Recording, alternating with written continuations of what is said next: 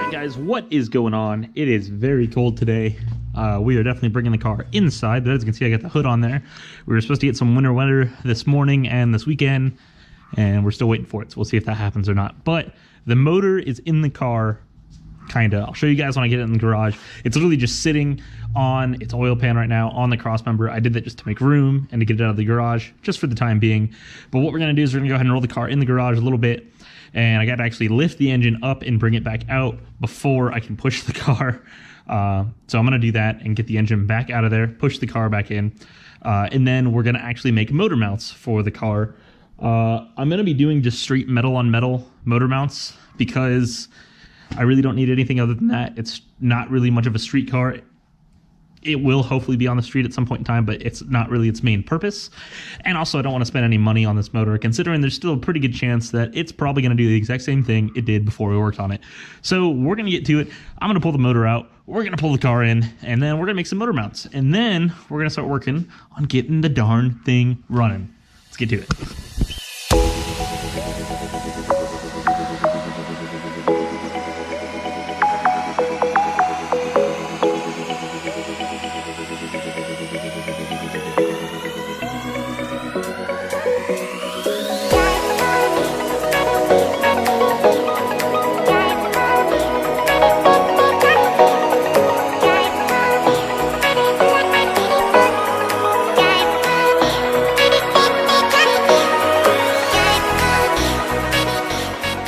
Guys, I figured I'd give you a quick update while I'm here. The motor's pretty much in. I've got the transmission bolted in. I had some issues getting the drive shaft to line up while I was putting it in. So for right now, the drive shaft's disconnected. No big deal. I can get that in pretty easily later on. I've got the Koyo radiator in, and she is looking really, really nice. One tip I do want to give for you guys, whenever you guys are putting a brand new radiator in, I mean brand new radiator, go ahead and do what I did here and cut out a piece of the existing box that the radiator came in if you don't have any spare cardboard lying around. Or if you just want to use the box, because why not? It doesn't really matter. But go ahead and just cut up some pieces to protect the fins while you're installing and handling the radiator. That way, whenever you sit there and put the radiator on, the fins are all still and lined up almost perfectly, and you should have no issues with any bent fins or anything. So I know they do bend extremely easily, especially on aluminum radiators. Aluminum, very thin, very light, really easy to bend. So make sure you guys do this when you're putting in an aluminum radiator. That way you keep it not only looking great, but performing really well as too, because the straighter those fins are, the better it's going to perform. But I'm really happy the Koyo radiator actually bolted right in, stock location, no mods needed whatsoever. All 4 bolts bolted in perfectly fine, no issues with that. We got a lot of room right here. Obviously there used to be a stock fan that went here. It even has the mounts for the stock fan shroud, which I was kind of surprised by. So I mean, this is literally a 100% replacement for the stock radiator, and it's even thicker than the stock radiator. I think the stock radiator is only a 1-row radiator, so it's about half the thickness of this. So it does take up a tiny bit more room, but it looks awesome, and it should perform a heck of a lot better, especially whenever we eventually get boosted with this thing. But next, I'm going to go ahead and get some washers and just put some washers to get this thing bolted all in. I get the belt put back on. Motor mounts are the only thing I'm missing. I guess I threw away the stock motor mounts because I assumed I was never going to use them again. Smart thinking, right? But stock mounts for this are literally only $12 a piece, and O'Reilly's was able to order them and get them within like 2 hours. So I got O'Reilly's bringing in those motor mounts for me. One thing that I thought was kind of odd was one side motor mount is a lot different than the other side. If you look here, this motor mount, you can tell it's not shaped up nearly as much as the other one is. I'll give you guys a look at the other one real quick just to see for reference. That other one, it pulls up and away from the block a lot more. So got to figure that out, but I'm sure it should be okay. That's how the mount should be. But like I said, I've got the transmission already bolted in. All 4 bolts on the transmission mount are in and on the car, so we're good there. Next, now that I get the radiator knocked out, I'm going to start running some coolant lines, get that kind of figured out. It even came, if you guys are running automatic transmissions, I'm assuming this right here is a trans-cooler mount, or trans-cooler pipe. If I remember correctly, or it was one of the return light pipes for somewhere else. I don't exactly remember where. So I'm just going to block that off for now, just run normal inlet, outlet, yada, yada, yada. Easy peasy, nothing crazy. Hopefully we might be able to actually get this started tonight. I'm gonna keep working hard. If anything, it might just start on a brake cleaner through the carb filter, but that's okay. The nice thing, like I said, is it is a carb motor and it's got a mechanical fuel pump, so I can literally just run this line to a can of gasoline and it should theoretically run. That's what we're hoping for, at least. So we're gonna get back to it. Oh, dropped my air filter here. That goes there. We're going to get back to it. We're going to try and get this done ASAP. One thing I will note, if you guys are ordering any coil radiators, mine didn't come with a cap, and I don't think they do, because I specifically remember seeing that when I ordered it, it was recommended to buy one of these, and I was like, ah, surely it comes with a cap, and of course it doesn't. So I'm going to see if I can grab just a standard cap from O'Reilly's. I would imagine they should work. If not, it's not the end of the world. I can order one on Amazon. Heck, like, cap might take longer to get here than the radiator did. So we're getting back to it.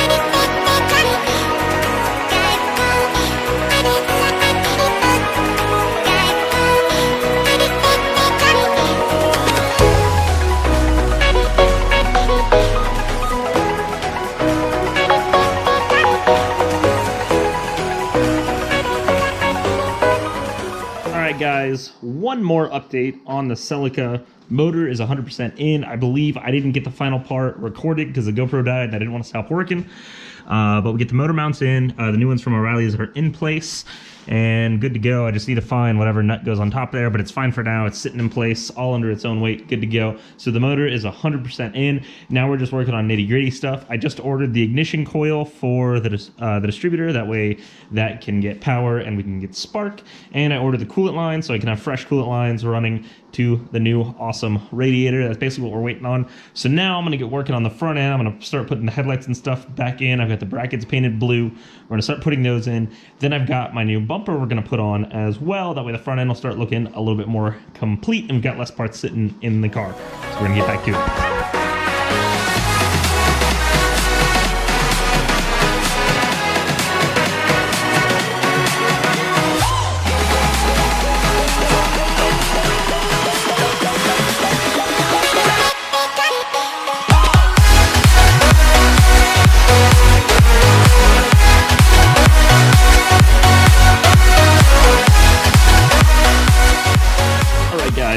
Today, it's another day.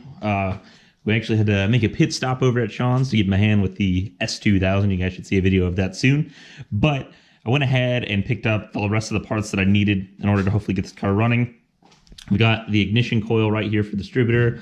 I borrowed this spark plug wire off of my dad's truck that has a 22RE, so hopefully that'll work just fine. So I need to get that wired up. I got radiator pipes. They just came in, so I got to install those. Got some coolant. I already put a little bit of oil in the engine. We got enough to get it all cranked over.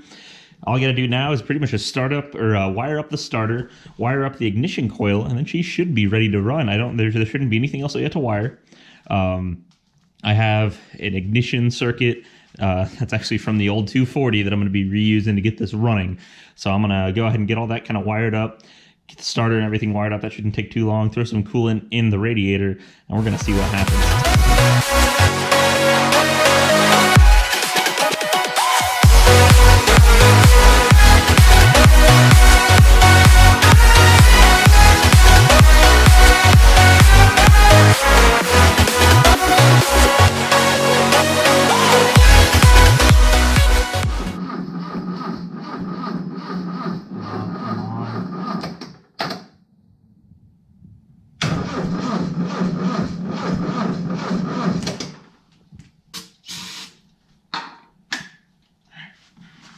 Is it going to burst out flames? Hopefully not. Thomas?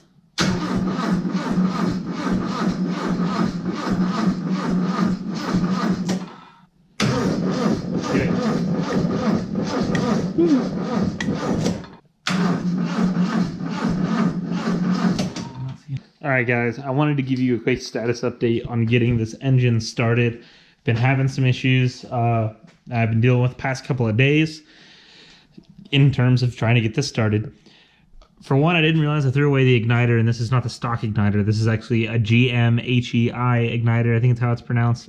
I got it rigged just for now to be able to basically give spark to the engine, because originally I wasn't getting spark. Here's the coil pack, or the ignition coil. I got it just sitting there for now. I've got everything kind of all wired up to this battery. It's out of the RX-7 for now. And then I've got the starter and everything wired. I'm basically turning it over just by touching the leads onto the battery. And I've confirmed that I've been able to get spark now that I've got the igniter setup going, but I still can't get it to start. And I'm using brake cleaner to try and get it running. I've sat there and put brake cleaner directly in the ignition chamber, in each of the ignition chambers, hoping that it would actually start. And by ignition, I mean combustion chambers. And I haven't gotten it to start. There's been a few times I've maybe gotten like 1 or 2 little pops here and there. And I'm thinking what it is that distributor might be 180 degrees off, because it seems like what's happening is if it is getting spark, it's happening when a piston is all the way at the bottom of the engine and not at the top. So the way to fix that is to pull that distributor out, spin it at 180 degrees, and we're going to try again. And I'm crossing my fingers and I'm hoping that that's what it is. So I'm going to go ahead and get to that, and we'll see if we can hopefully get this baby started. Several days later. So yeah, that's pretty much going to be it, guys. I think we're going to go ahead and cut it off right here. I was really hoping to get the engine started this episode. I've been working on it for like literally the past 4 days now, trying just to get it started, not even actually making progress on anything else. You know, when I first started, I didn't have spark, and that was because I was missing an igniter. I got this wired up, and I now have spark. I really don't know what else to look at. I know it's probably something stupid simple. I don't know if I'm going to figure it out. For now, I'm going to focus on other things on the car. I got brake lines to do. I got wheels to get on. I got a steering rack to put back in. I got the interior to redo. So, I mean, there's definitely a lot of work still to be done on this car. So we're just going to kind of shelve this for now. I might sell the motor and go. I'm kind of scratching the idea of maybe doing like a older Ford 2.3 turbo or like a 1.8 liter Miata and turboing that. Because you can get those pretty simple or pretty cheap. And they're fairly simple as well in terms of wiring and tuning and getting turbo kits and stuff for them. So I'm really considering maybe going that route. And they also would probably fit in this motor or this engine bay really, really well, because they're pretty tiny cars and pretty tiny motors. So I'm really considering that idea too. I think it'd be kind of something cool. And I don't think it's actually been done yet on this car, or it's at least not been documented. So we'll see what happens next episode, where we're at. But for now, this is where I'm going to leave it off. I hope you guys kind of enjoyed this, and I'll see you guys next time. All right, guys, we're back. Let me get this other light on here. We have a small update. We actually got the car to kind of sputter and finally ignite. And what we did, and this is the first time I've had to do this, but I guess it makes sense because it's a carb motor. We got carb cleaner, and I put it in my fuel line. This right here is my fuel feed line. Because it's carburetor, obviously it runs off very low pressure. So I basically held this and just sprayed carb cleaner in it and allowed it to build up enough to where it got into the float bowl. And then you could literally pull the throttle and it'd squirt out. There's actually still some in there. That's awesome. So I got to sputter on that, but the battery was starting to die. So charge the battery up. I also soldered my ground to my igniter right there. I don't know if that helped or not, but it was just one more thing I wanted to try just in case it wasn't getting a strong enough spark. But what I'm going to do now is I've actually got some fuel over here. I'm going to put some fuel in the float bowl through the tube, and we're going to see what happens. Hopefully she'll start, even if it's just for a few seconds.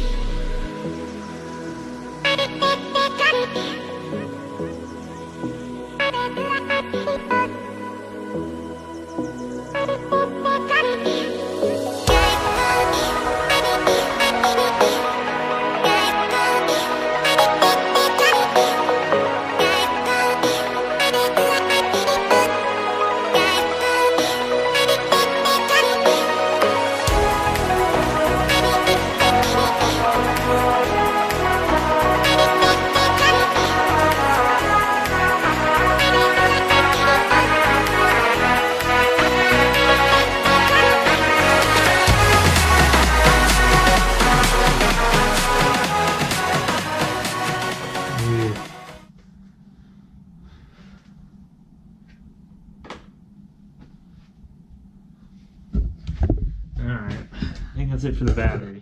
The battery's starting to make some funny noises when I put it on the charger. And I'm not going to risk that thing blowing up on me. I don't know if it's getting over amperage or what, but it sounds like it's sizzling. So, I guess that's what we're going to call it, guys. I was really hoping we get it started, but seems like we're not. It's okay, though. Have some other ideas. we might be going maybe with a different motor, but we'll see. That'll come later on. But for now, I'm gonna end it off here. I was really hoping we could get this running. I know I said I was gonna end it off earlier, but continued to work on it, try to get it to sputter. We're literally a week after I had already put this in the engine, so I've been working on it all week, and it's just not going anywhere. So it's what it is. This is what happens. It's all part of working on cars. I'm gonna move towards doing some of the other stuff that I need to get done on the car, and I'll come back to mess with the engine later.